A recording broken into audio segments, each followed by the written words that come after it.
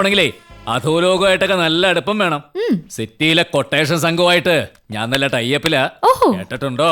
കീരി സുധി, മാഫിയ മധു, റാഞ്ചി പപ്പൻ, ഇടിവെട്ട് ഹംസ, ഇവരൊക്കെ എന്റെ ക്ലോസ് ഫ്രണ്ട്സാ. ഞാനിങ്ങനെയൊന്നും ഞൊടിച്ചാണ്ടല്ലോ അവര് മക്കളുടെ ഈ 2 കുഞ്ഞിക്കാലും തല്ലി ഒടിച്ച് കാട്ടിക്കളയും. പിന്നെ വൈകുന്നേരം ഹോട്ടലിൽ പാട്ട് പാടണെങ്കിലേ എന്റെ മോളിങ്ങനെ ജഴുന്ന് എഴയേണ്ടി വരും. Thank you. എന്തിനാ? സിറ്റിയിലെ കൊട്ടേഷൻ സംഘമായിട്ട് ഞാൻ നല്ല ടൈപ്പിലാ. കേട്ടിട്ടുണ്ടോ? കീരി സുധി, മാഫിയ മധു, റാഞ്ചി പപ്പൻ, ഇടിവെട്ട് ഹംസ, ഇവരൊക്കെ എന്റെ ക്ലോസ് ഫ്രണ്ട്സാ. നിങ്ങൾ പത്രക്കാരുടെ അടവ് തന്നെയാ. പറഞ്ഞതൊക്കെ ഞാൻ റെക്കോർഡ് ചെയ്തിട്ടുണ്ട്.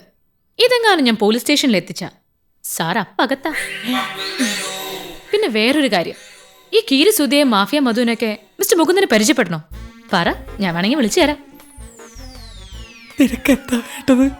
പറയാം. പറയാതെ ഇറങ്ങിയ ഒരു ഒറ്റ ഓട്ടം. എങ്ങോട്ടാന്ന് നിനക്കറിയില്ലേ? നിന്ന വേഷത്തിലായതുകൊണ്ട് ചിലപ്പോ ഗസ്റ്റ് ഹൗസിലേക്കായിരിക്കും. ഞാൻ സംശയിക്കുന്നു വിചാരിച്ചിട്ടായിരിക്കും. പാവം. പാവല്ല മണ്ടൻ. നീ വന്നേ.